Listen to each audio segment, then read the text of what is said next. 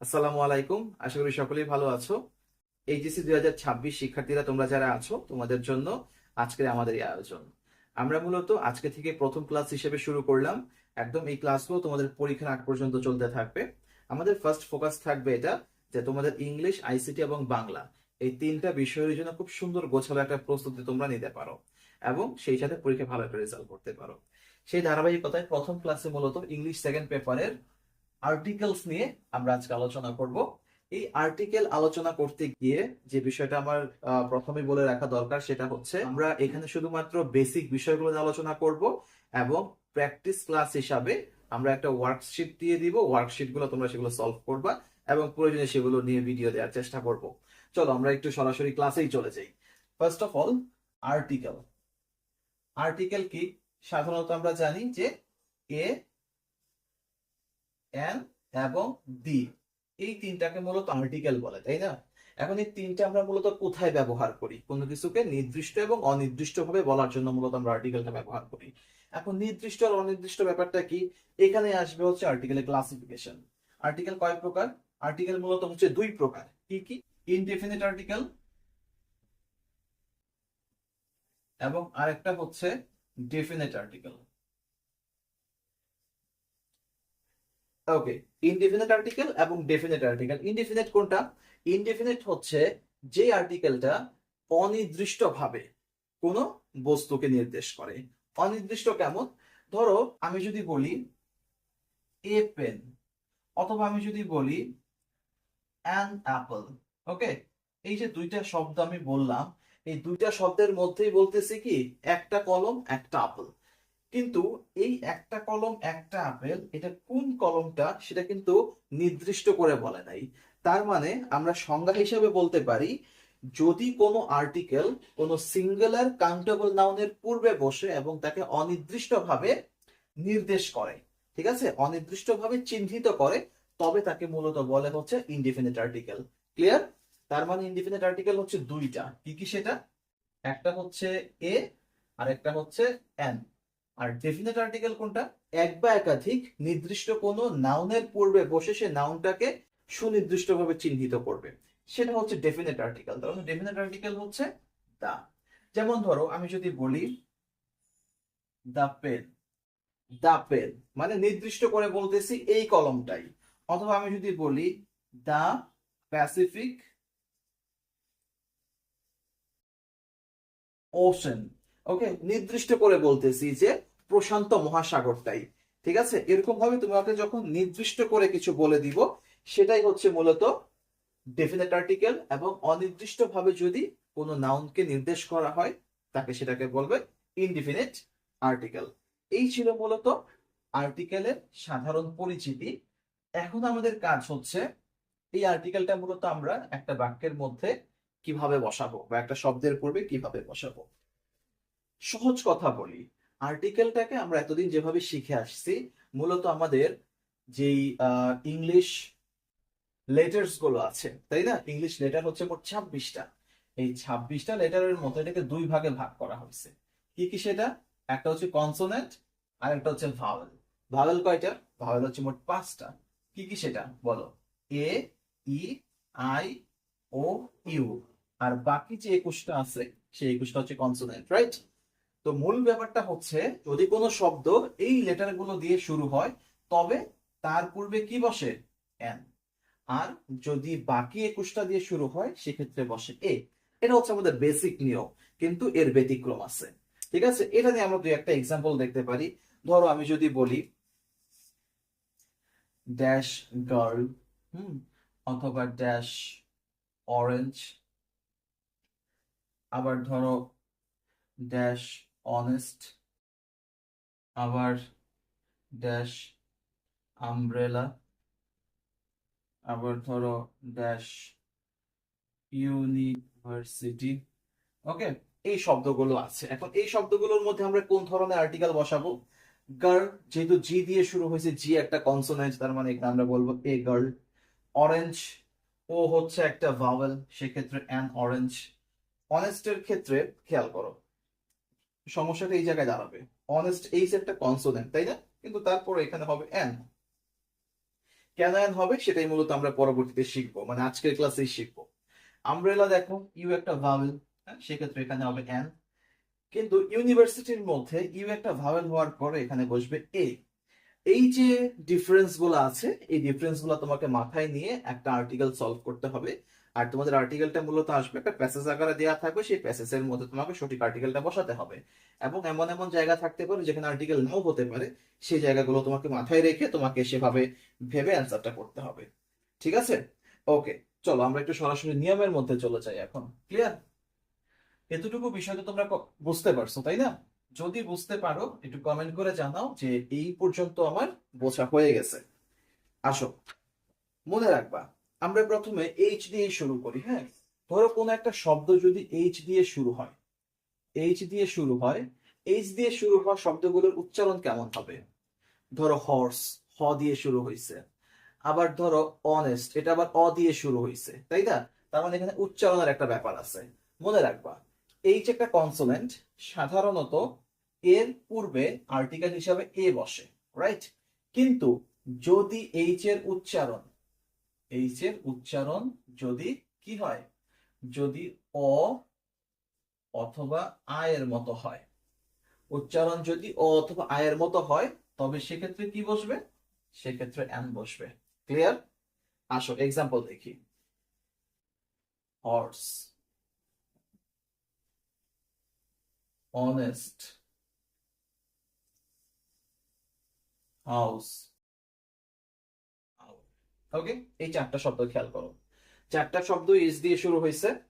Horse উচ্চারণ কি অ অথবা আ? না, তার মানে এখানে হবে এ হর্স। অনেস্টে আসো, উচ্চারণ কেমন? অ্যান অনেস্ট, সো এখানে হবে অ্যান। আওয়ারে আসো, আওয়ারের উচ্চারণ আয়ের মতো, সো এখানে অ্যান্সার হবে অ্যান। হাউস উচ্চারণ কেমন? হাউস হচ্ছে হয়ের মতো উচ্চারণ, তার মানে এখানে হবে এ। ক্লিয়ার? যদি এইচ এর উচ্চারণ ও অথবা আয়ের মতো হয়, সেক্ষেত্রে তার পূর্বে বসবে হচ্ছে এন। বুঝাতে পারলাম? যদি বুঝতে পারো অবশ্যই কমেন্ট করে জানাও। গেল এটা। এখন আসো 2 নম্বর নিয়মে যাই। 2 নম্বর নিয়মে হচ্ছে ইউ। ইউ একটা ভাওয়েল, ইউ একটা ভাওয়েল। সাধারণত কি হওয়া উচিত? সাধারণত এন হওয়া উচিত, তাই তো? কিন্তু যদি মনে রাখবা ইউ এর উচ্চারণ, উচ্চারণ ইউ এর মতো হলে, উচ্চারণ ইউ এর মতো হলে এ বসে। উচ্চারণ যখন ইউ এর মতো হয়ে যাবে কি বসবে? এ বসবে। এক্সাম্পল দেখো, আমি যদি বলি আমব্রেলা, আমব্রেলা, তারপরে ইউনিয়ন, তারপরে ইউনিভার্সিটি, ইউনিভার্সিটি, এই শব্দগুলোর ক্ষেত্রে কি বসবে? আমব্রেলা উচ্চারণ কিসের মতো? ইউ এর মতো না, আ এর মতো হচ্ছে। যেহেতু ইউ এর মতো উচ্চারণ হচ্ছে না, তো সেক্ষেত্রে এখানে হবে অ্যান আমব্রেলা। ইউনিয়ন উচ্চারণ করো, ইউনিয়ন ইউ এর মতো উচ্চারণ, শুরুটা ইউ এর মতো, সো এখানে হবে a union. University as usual a, U এর মতো উচ্চারণ হচ্ছে, তাই এখানে এ ইউনিভার্সিটি হবে। খেয়াল করে দেখো ইউ একটা ভাওয়েল হওয়ার পরও তার সাথে কি বসলো? এ বসলো। বিষয়গুলো মনে রাখতে হবে, ঠিক আছে? এটা গেল। আমি খুব দ্রুত যাচ্ছি, যেহেতু এটা লাইভ ক্লাসের পরে যেহেতু রেকর্ডেড ক্লাস হচ্ছে, তোমরা যে চাইলে এটাকে পজ করতে পারো, পজ করে করে নোটগুলো লিখে রাখতে পারো। ঠিক আছে? যদি খুব ধীরে ধীরে যাই ক্লাসটা অনেক লম্বা হয়ে যাবে, তাই একটু দ্রুত শেষ করার চেষ্টা করতেছি। আসো এরপরে আরেকটা ভাওয়েল আছে, ও। ও এর উচ্চারণ, আচ্ছা উচ্চারণ ছাড়া আগে বলি, ও হচ্ছে একটা ভাওয়েল, তো সেক্ষেত্রে এখানে এন হওয়ার কথা। ও এর ক্ষেত্রে সাধারণত তার পূর্বে এন বসে। কিন্তু যদি উচ্চারণ, উচ্চারণ যদি কিসের মতো হয়? ওয়া হলে, উচ্চারণ ওয়া হলে কি বসবে? এ বসবে। ক্লিয়ার? ও দিয়ে গঠিত কোনো শব্দের উচ্চারণ যদি ওয়ার মতো হয়, সেক্ষেত্রে এ বসবে। এক্সাম্পল দেখো, অরেঞ্জ, 1 টাকা নোট, ওপেন হার্ট সার্জারি। ওকে, খেয়াল করো এই শব্দগুলো, খেয়াল করো। অরেঞ্জ ও দিয়ে শুরু হয়েছে, ওয়ার মতো উচ্চারণ হচ্ছে না, সাধারণত এই ধরনের ক্ষেত্রে যেহেতু ওয়ার মতো উচ্চারণ হচ্ছে না, ভাওয়েলের নিয়ম অ্যাপ্লাই হবে, সেক্ষেত্রে এখানে হবে অ্যান অরেঞ্জ। An orange. 1 টাকা নোট, দেখো ও এর উচ্চারণ ওয়ার মতো শুরু হইতেছে, ওয়া, তার মানে এখানে হবে এ 1 টাকা নোট। তারপরে ওপেন হার্ট সার্জারি, ও এর উচ্চারণ ওয়ার মতো হয় নাই, তার মানে অ্যান ওপেন হার্ট সার্জারি। আমাকে একটু কমেন্ট করে জানাও এই পর্যন্ত তোমরা ক্লিয়ার কিনা, দ্রুত কমেন্ট করো এই পর্যন্ত ক্লিয়ার কিনা। খুব সহজ নিয়ম, এগুলো তোমরা একদম ছোট ক্লাস থেকে পড়ে আসতেছো, এই জায়গাগুলা ভুল হওয়ার কথা না আশা করি। গেল এই পর্যন্ত, আসো পরে। এরপরে যে নিয়মটা সেটা হচ্ছে আমরা অনেক সময় সংক্ষিপ্ত কিছু শব্দ ব্যবহার করি, মানে বড় শব্দটাকে সংক্ষিপ্ত আকারে অ্যাব্রিভিয়েশন ওয়ার্ড হিসেবে ব্যবহার করি। যেমন ধরো ব্যাচেলর অফ আর্টস, আমরা যারা অনার্স করতেছি bachelor of arts, masters of arts, হ্যাঁ, বা এমএসসি, বিএসসি, বিবিএ, এগুলো আমরা পড়ি, তাই না? এগুলোকে যখন সংক্ষিপ্ত, মানে বড় শব্দগুলোকে ব্যাচেলর অফ আর্টস কে সংক্ষিপ্তে বিএ বলা হয়, যখন সংক্ষিপ্ত করা হয় তখন তার পূর্বে কি আর্টিকেল বসে সেটা দেখবো। তার মানে এখানে আমরা একটা নোট করতে পারি সংক্ষিপ্ত শব্দের ক্ষেত্রে, সংক্ষিপ্ত শব্দ, সংক্ষিপ্ত শব্দ, ওকে, লিখো। এই ক্ষেত্রে আমি তোমাদেরকে কিছু ট্রিক্স শিখাই দিই, আলাদা নিয়ম লেখার দরকার নেই, সহজ করে বলি। আমি আগে কিছু এক্সাম্পল দেখো, ধরো এখানে আছে বি এ, আবার ধরো আছে এম এ, আবার ধরো এফ আর সি এস, এরপরে ধরো বিএসসি, ওকে, এই কয়টাই, হ্যাঁ। দেখো তো, আমি যদি বিয়ে উচ্চারণ করি, এখানে মূলত খেয়াল রাখতে হবে এই শব্দগুলো উচ্চারণ করার ক্ষেত্রে এ কথাটা আসে কিনা। কি আসে? এ, এ, এ উচ্চারণে আসে কিনা। যদি এ উচ্চারণে আসে সেক্ষেত্রে তার পূর্বে বসবে এন, আদারওয়াইজ সকল ক্ষেত্রে এ বসবে। দেখো বি উচ্চারণ করতে তো এ আসে না, তার মানে এখানে হবে এ বি এ, অথবা এ বিবিএ, যাই বলো, এ এম এ, এম উচ্চারণ করতে এ আসে প্রথমে, তার মানে এখানে হবে N M A. F R C S, F উচ্চারণ করতে আগে এ আসে, তার মানে N F R C S. BSc আসে না, তার মানে এ বিএসসি। বলো এই পর্যন্ত বুঝতে পারছো কিনা? এই পর্যন্ত যদি বুঝে যাও তাহলে আমরা একটা পার্ট শেষ করলাম। আমাকে একটু বলো তো এই পর্যন্ত বুঝতে পারছো কিনা সবাই? এই পর্যন্ত বোঝা হয়েছে? ওকে, যদি বোঝা হয়ে থাকে আমরা একটু এখন একটু জটিল কিছু নিয়মে যাব। এগুলা ছিল এক একটা ওয়ার্ড বেস, যে একটা ওয়ার্ডের ক্ষেত্রে কোন ধরনের আর্টিকেল বসে সেগুলা। তোমাদের পরীক্ষায় মূলত ওয়ার্ড বেস আসবে না, তোমাদের পরীক্ষায় আসবে বিভিন্ন প্যাসেজ আকারে। তো এই প্যাসেজের মধ্যে কোন বাক্যের মধ্যে কি থাকলে বা কোন শব্দটা কোথায় থাকলে কি ধরনের আর্টিকেল বসে আমরা সেটা দেখব। চলো প্রথমে একটু খেয়াল করি, যদি কোনো প্লুরাল নাউনের পূর্বে, একটু নোট করো, এটা একটু নোট করতে হবে, যদি কোনো প্লুরাল নাউনের পূর্বে যদি ফিউ অথবা lot of, few, lot of, তারপর ধরো গুড মেনি, তারপরে গুড ডিল, তারপর ধরো গ্রেট মেনি, গ্রেট মেনি, এই শব্দগুলা থাকে, তাহলে তার পূর্বে, তার পূর্বে এ বসে। এই শব্দগুলো থাকলে কি বসবে? এ বসবে। কোন একটা প্লুরাল নাউনের পূর্বে few, lot of, good many, good deal, great many, যদি এই শব্দগুলা থাকে তার পূর্বে কি বসবে? এ বসবে। চোখ বন্ধ করে দিয়ে দিবা। এক্সাম্পল দেখো, হি আর্নড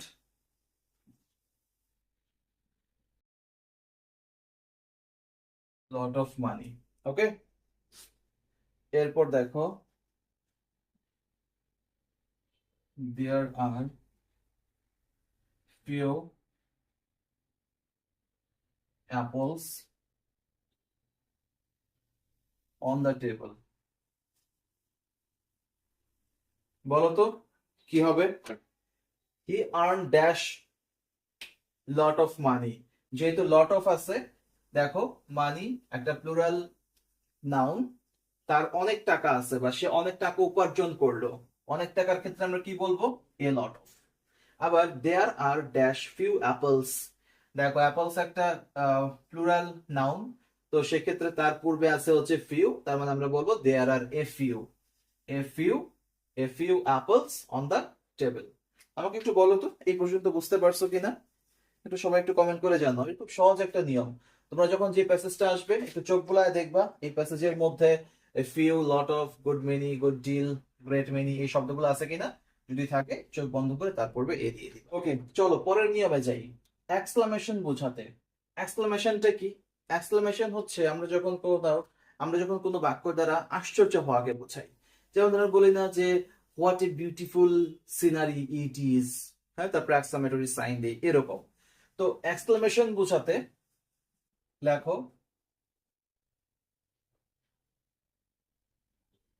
এক্সক্লেমেশন বোঝাতে হোয়াট অথবা সাচ দুইটাই বসে, হ্যাঁ, হোয়াট অথবা সাচ এর পর এ বসে। ক্লিয়ার? এক্সক্লেমেশন বোঝাতে হোয়াট ইজ সাচ, হোয়াট অথবা সাচ এই পর এ বসবে। এক্সাম্পল দেখো,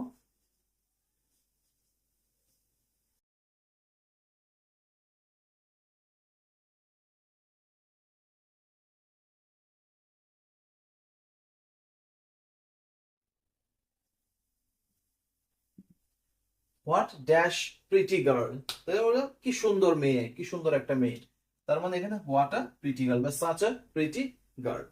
হোয়াট অথবা সাচ যাই থাকুক তারপরে আর্টিকেল হিসাবে এ বসবে। ক্লিয়ার?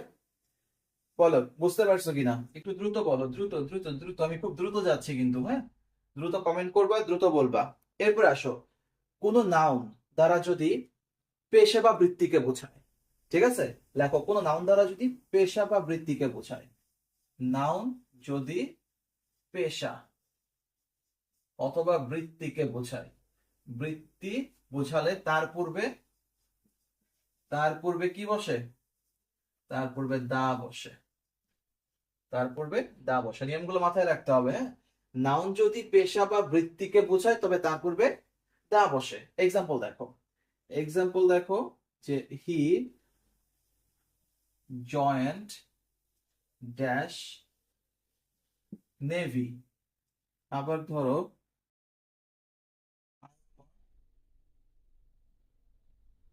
মেম্বার অফ বার। ওকে, তার মানে হি জয়েন্ট, সে কোথায় জয়েন করলো? হি জয়েন্ট নেভি, নেভি দ্বারা নৌবাহিনীকে বোঝাচ্ছে, তাই না? এটা একটা পেশা বা কাজ। তার মানে এখানে বলবো আমরা দা। তাহলে হি জয়েন্ট দা নেভি, কোথায় জয়েন করলো? নেভিতে জয়েন করলো। I am a member of dash bar, এখানে বার বলতে মূলত ওই বারকে বোঝায় নাই, হ্যাঁ, এখানে বার মানে হচ্ছে আইন পেশাকে, তাই না? তো সেক্ষেত্রে I am a member of I am a member of the bar. ঠিক আছে, মূলত বার কাউন্সিল, আমাদের যে বার কাউন্সিল গুলো আছে সেগুলা, ঠিক আছে, যেখানে আইনজীবীরা বসেন বা আইনজীবীদের যে কার্যাবলী সেটাকে বলে। ওকে, এই পর্যন্ত হলো, এই পর্যন্ত বুঝতে পারছি। আচ্ছা, এখন আসো পরবর্তীতে। এই পর্যন্ত বোঝা হয়ে গেলে আমরা পরবর্তী নিয়মে যাব, যে লেখো অর্ডি ordinal number. Ordinal number, ordinal number যদি অক্ষর দিয়ে লেখা হয় তবে তার পূর্বে দা বসে। অর্ডিনাল নাম্বারটা যদি কি অক্ষর দিয়ে লেখা হয়, অক্ষর হলে, অর্ডিনাল নাম্বারটা অক্ষর হলে কি বসবে? দা বসবে। তবে তবে রোমান চিহ্ন হলে, রোমান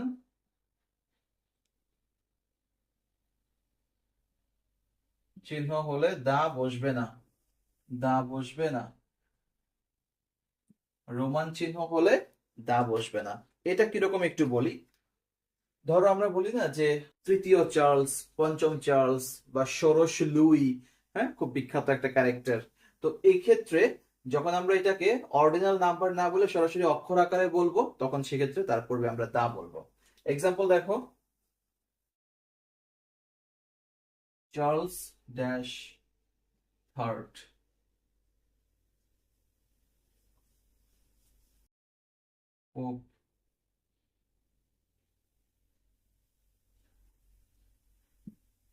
ওকে, দেখো চার্লস থার্ড মানে তৃতীয় চার্লস যে, তার মানে এখানে কি হবে, চার্লস দা থার্ড।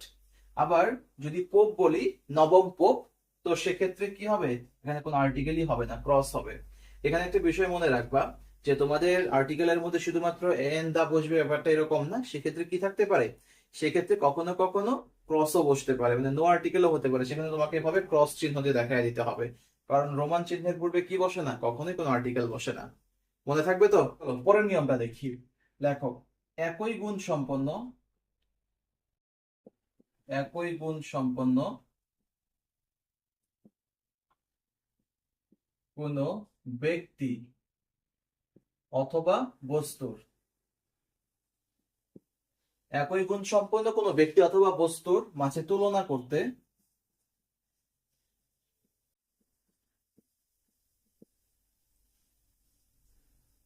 করতে যার সাথে তুলনা করা হবে, ঠিক আছে, মনে রাখবা যার সাথে তুলনা করা হবে,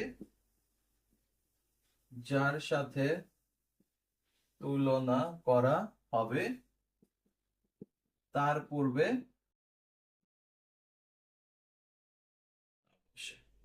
ক্লিয়ার? একই গুণ সম্পন্ন কোনো ব্যক্তি অথবা বস্তুর তুলনা করতে যার সাথে তুলনা করা হবে তার পূর্বে দা বসবে। বিষয়টা কেমন তোমাদেরকে একটু বলি। যেমন ধরো নজরুল, বাংলাদেশের বিদ্রোহী কবি, তাই তো? এরকম বিদ্রোহী কবি কার কেউ আছেন? হ্যাঁ, অবশ্যই আছেন। যেমন ধরো আইরিশ একজন কবি আছেন, পার্সিভেসি শেলি, তাকে বলা হয় ওইখানকার বিদ্রোহী কবি। তার মানে আমরা বিষয়টাকে এভাবে অনেক সময় প্রচলিত আছে যে নজরুল হচ্ছেন বাংলার শেলি। তার মানে শেলি যেরকম বিদ্রোহী, নজরুলও বিদ্রোহী, তবে তিনি বাংলার। ঠিক আছে, বাক্যটাকে আমরা এভাবে বলতে পারি যে, কিভাবে বলবো, নজরুল, নজরুল ইজ ড্যাশ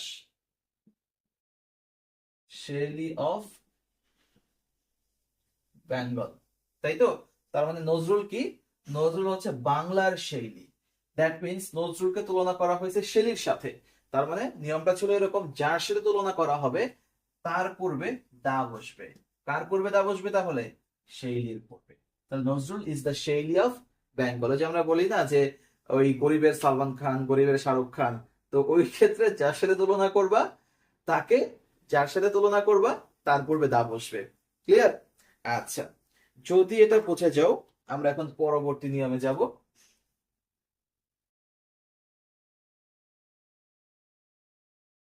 খেয়াল করো, আমরা তো নাউন চিনি, এটা বোঝার জন্য আমাদের আগে নাউন চিনতে হবে। Noun, okay.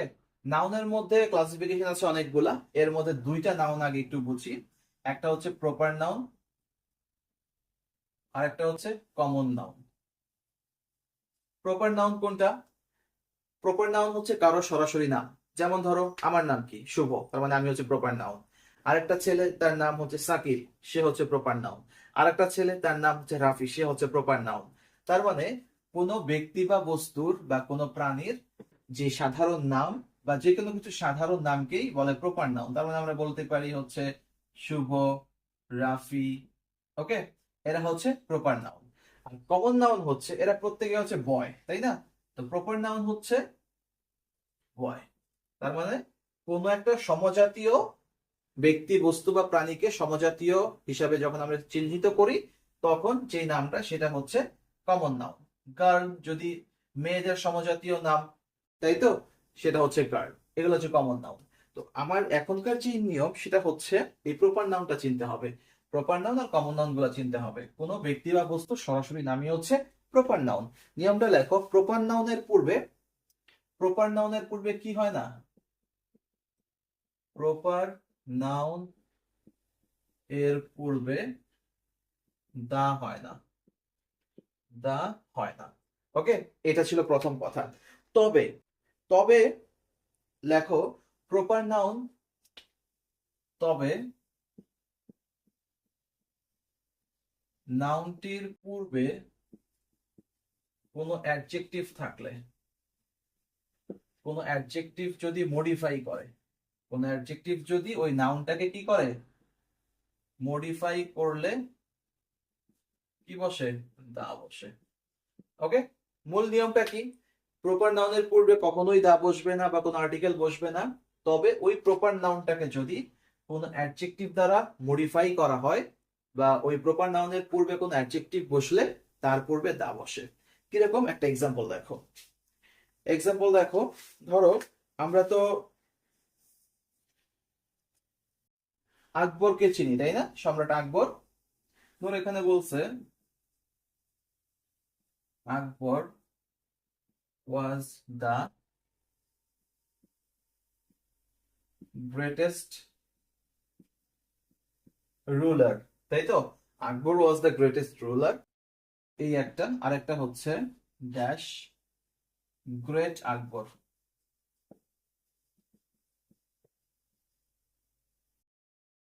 Is known to all. দুইটা বাক্য খেয়াল করো। আকবর ওয়াজ দ্য গ্রেটেস্ট রুলার, এখানে আকবর হচ্ছে একজন সম্রাটের নাম। তো যেহেতু তিনি একজন সম্রাট আর এটা একটা প্রপার নাউন, তাহলে তার পূর্বে কি বসবে না? আর্টিকেল বসবে না। যখন এরকম বাক্য তোমার প্যাসেজের মধ্যে দিয়ে দিবে, অবশ্যই সেখানে ক্রস চিহ্ন দিবা বা নো আর্টিকেল লিখে দিবা। নাম্বার 2 দেখো, dash great Akbar is known to all. এখানে আকবর প্রপার নাউন, কিন্তু তার পূর্বে একটা অ্যাডজেক্টিভ আছে। যেহেতু পূর্বে অ্যাডজেক্টিভ আছে, তার পূর্বে কি বসবে? দা বসবে। The great Akbar is known to all. Clear? বলো বুঝতে পারছো কিনা?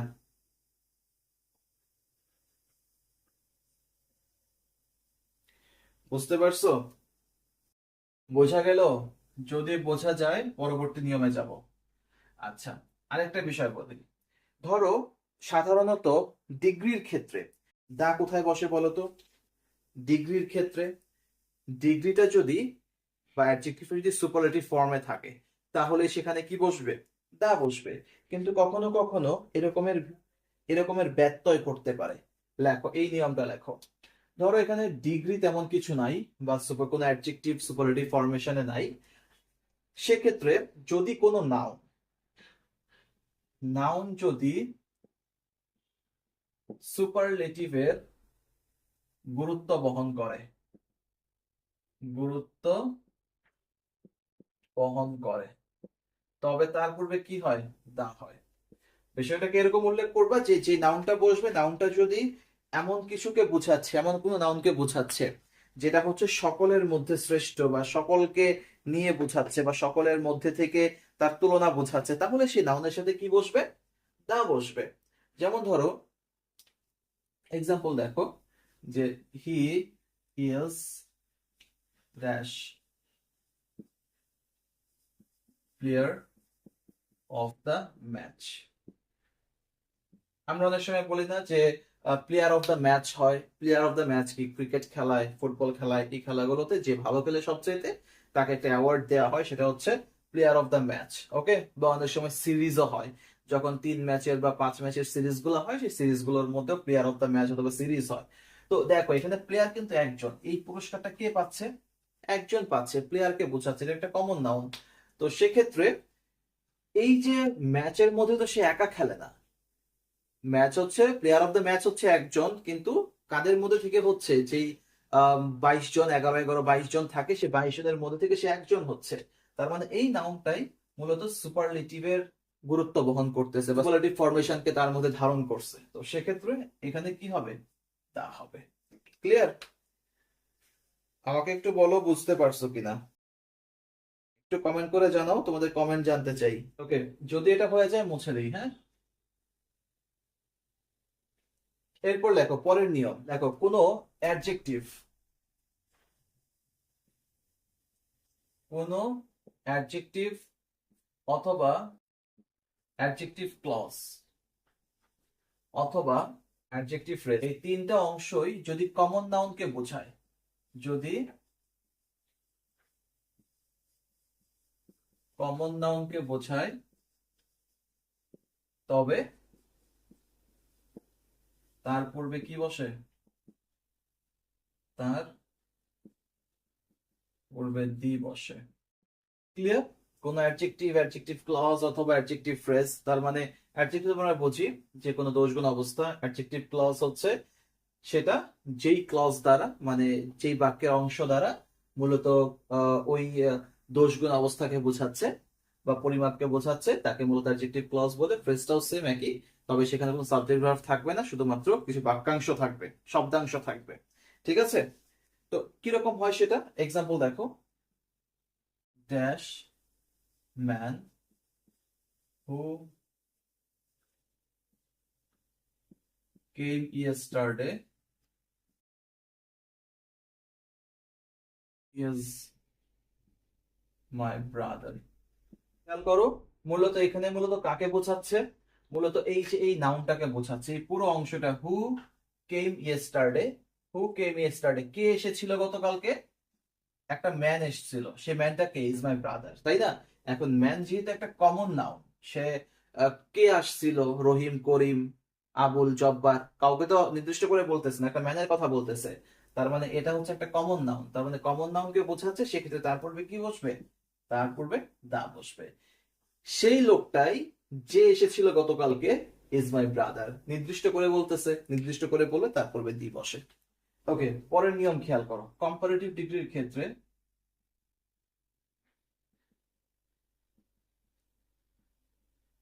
কম্পারেটিভ ডিগ্রির ক্ষেত্রে মনে রাখবা, যদি প্যারালাল বোঝায়, কোন একটা বাক্যের মধ্যে প্যারালাল স্ট্রাকচার থাকে, প্যারালাল প্যারালাল স্ট্রাকচার যদি থাকে, তো সেক্ষেত্রে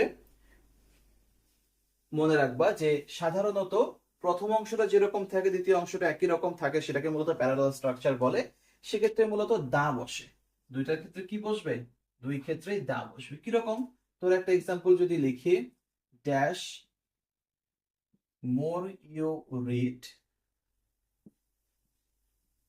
dash more you learn. Okay, dash more you read, dash more you learn, এটা হচ্ছে প্যারালাল স্ট্রাকচার, যে যত পড়বা তত শিখবা। তো সেক্ষেত্রে আমরা এখানে কি লিখবো? The more you read, the more you learn. আর একটা এক্সাম্পল হতে পারে এরকম, ড্যাশ সোনার, ড্যাশ বেটার। ওকে, যেহেতু সোনার বেটার কম্পারেটিভ সিমিলার প্যারালাল, তো সেক্ষেত্রে কি হবে? দ্য সোনার, দ্য বেটার। ক্লিয়ার? বলো বুঝতে পারছো কিনা? খুব সহজ একটা নিয়ম। এরপরে আসো আমরা পরের কম্পারেটিভের আরেকটা নিয়ম দেখব। সাধারণত কম্পারেটিভ ডিগ্রির পূর্বে দা বসে না। দা কোথায় বসে? একটু চিন্তা করে বলো তো, দা কোথায় বসে? দা মূলত বসে হচ্ছে সুপারলেটিভ ডিগ্রির পূর্বে, তাই না? কিন্তু যদি কখনো কোন একটা কম্পারেটিভ ডিগ্রির মধ্যে অফ দ্য টু থাকে, কি থাকে? অফ দ্য টু, এই কথাটা উল্লেখ থাকে, অফ দ্য টু, তাহলে সেই কম্পারেটিভ ডিগ্রির পূর্বে অফ দ্য টু থাকে, তাহলে যে কম্পারেটিভ ডিগ্রি থাকবে, কম্পারেটিভ ডিগ্রি, তার পূর্বে কি বসবে?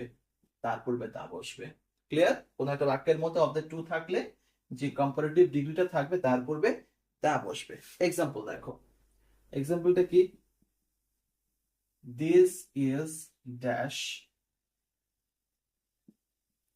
Better of the two, this is dash better of the two, এটা হচ্ছে অন্য দুইটার চাইতে ভালো, তাই না? বেটার একটা কম্পারেটিভ হওয়ার পূর্বে তার পূর্বে কি বসবে? দা। আরেকটা এক্সাম্পল দেখো, যদি বলি যে Ranu was dash younger of the two sisters, Ranu was dash younger of the two sisters, এই দুই বোনের মধ্যে রানু কি? ছোট। তো সেক্ষেত্রে ইয়ঙ্গার একটা কম্পারেটিভ হওয়ার পরেও তার পূর্বে কি বসবে? দা বসবে। কারণ কি? কারণ এখানে অফ দ্য টু এই কথাটা উল্লেখ আছে। ক্লিয়ার? তোমরা যখন এই প্যাসেজটা পড়বা খেয়াল করবা সেখানে অফ দ্য টু উল্লেখ আছে কিনা। অফ দ্য টু উল্লেখ থাকলে সেখানে কি হয়ে যাবে? দা হয়ে যাবে। আসো এর পরের নিয়মটাতে যাই। আমি একটু দ্রুত যাচ্ছি, তোমাদের যদি বুঝতে অসুবিধা হয় একটু ভিডিওটা পজ করে নোটগুলা তুলে তারপরে তোমরা এক্সাম্পল গুলা তুলবা। ক্লিয়ার? আচ্ছা, এরপরে আসো যে সাধারণত কোনো দেশের নামের পূর্বে, কোনো দেশের নামের পূর্বে কি হয় না? দি বসে না, দি বসে না। তবে, তবে যদি, তবে কি? তবে যদি সমষ্টি আকারে বোঝায়, সমষ্টি হিসেবে কোনো দেশের নাম বোঝায়, সমষ্টি হিসাবে দেশ বোঝালে, দেশ বোঝালে কি হবে? দা হবে। ক্লিয়ার? সাধারণ একক কোনো দেশ বোঝালে দা হবে না, তবে সমষ্টি আকারে বোঝালে দা হবে। এক্সাম্পল কি? এক্সাম্পলটা লেখো যে I lived in dash USA, আমি ইউএসএ বসবাস করতাম। তারপরে ধরো the America dash America is দা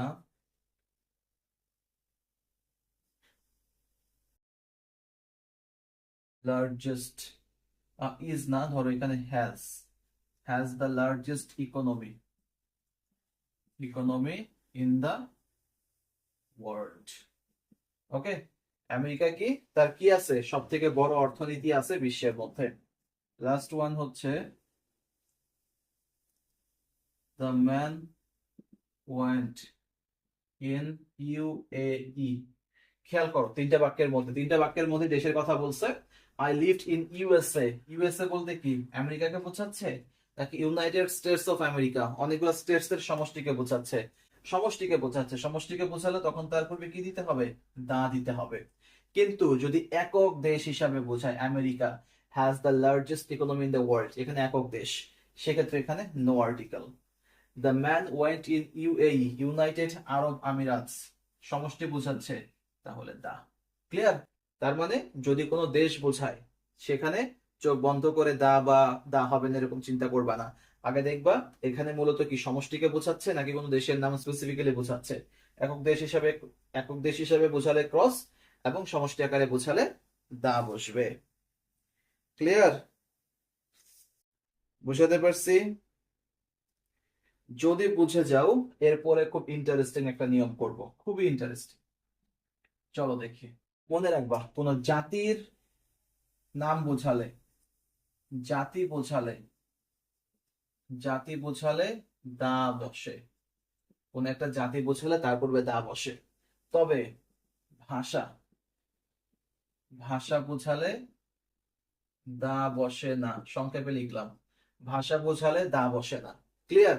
তবে মনে রাখবা, ভাষার পর যদি ল্যাঙ্গুয়েজ কথাটা উল্লেখ থাকে, ল্যাঙ্গুয়েজ থাকলে দা বসবে। ক্লিয়ার? জাতি বুঝালে দা বসে, ভাষা বুঝালে দা বসবে না, তবে ভাষার পরে ল্যাঙ্গুয়েজ কথাটা উল্লেখ থাকলে সেক্ষেত্রে দা বসবে। এক্সাম্পল দেখো, dash English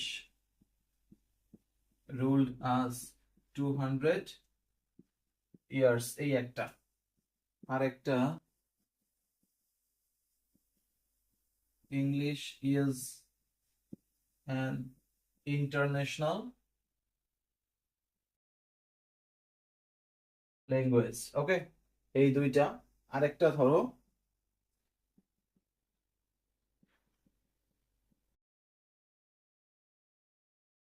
English language is used all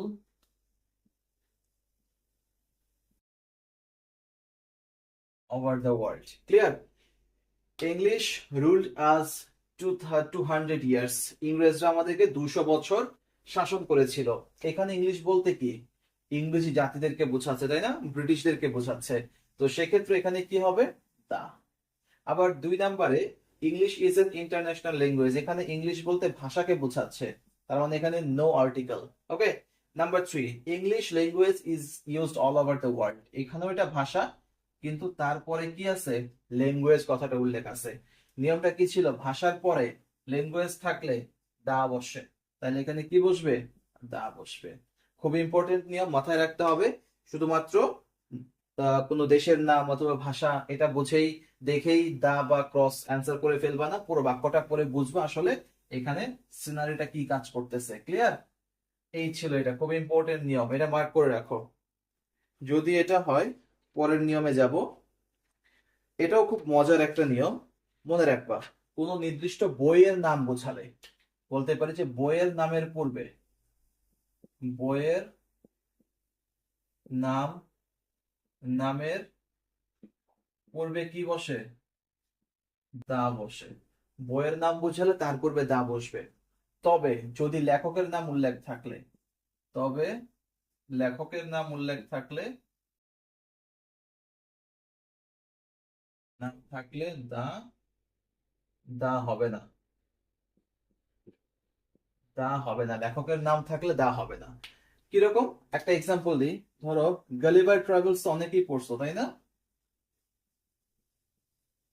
Gulliver, Gulliver's Travels, Travels is an interesting book, interesting book. Gulliver's Travels is an international interesting book. আচ্ছা গালিভার্স, এটা ভি হবে, হ্যাঁ। Gulliver's Travels is an interesting book. আবার ধরো আমাদের বিশ্বের মধ্যে জাত মহাকাব্য আছে চারটা। জাত মহাকাব্য কোনটা, যেটা মহাকাব্যের মূল ভিত। তো সেক্ষেত্রে একটা হচ্ছে ইলিয়ড, কে লিখছেন? হোমার্স, মহাকবি হোমার, হোমার্স ইলিয়ড, ইলিয়ড। ওকে। আবার মহাকাব্য আরেকটা আছে রামায়ণ, কে লিখছে? বাল্মীকি, বাল্মীকিস রামায়ণ। ওকে। দেখো এই তিনটা বইয়ের ক্ষেত্রে কি বলা আছে, Gulliver's Travels is an interesting book, এখানে সরাসরি বইয়ের নাম উল্লেখ আছে, বইয়ের নাম উল্লেখ থাকলে দা হবে। আবার যদি বইয়ের নামের সাথে লেখকের নাম থাকে তাহলে আবার দা হবে না। যেমন ধরো ইলিয়াড একটা বইয়ের নাম, কিন্তু তার পূর্বে তার লেখকের নাম আছে হোমার্স ইলিয়ড, হোমারের ইলিয়ড। তো সেক্ষেত্রে এটা নো, নো আর্টিকেল। ওকে। তারপরে বাল্মীকিস রামায়ণ, তাই তো, তারপরে রামায়ণের বাল্মীকি, বাল্মীকির রামায়ণ, তাই তো, তার মানে এটা কি কি হবে না, এটাও আর্টিকেল হবে না, নো আর্টিকেল। এই ছিল মূলত যে যে জায়গাগুলোতে আমরা আর্টিকেল ব্যবহার করব, এন দা ব্যবহার করব, তার টোটাল নিয়মগুলা। তোমরা যেটা করবা, যে নোটটা তোমরা এখন পর্যন্ত পড়ছো, পুরো নোটটা আরো এক দুইবার রিডিং খুব ভালো করে পড়বা, পরে তোমাদের যে প্র্যাকটিস বুক আছে সেখান থেকে প্র্যাকটিস শুরু করবা।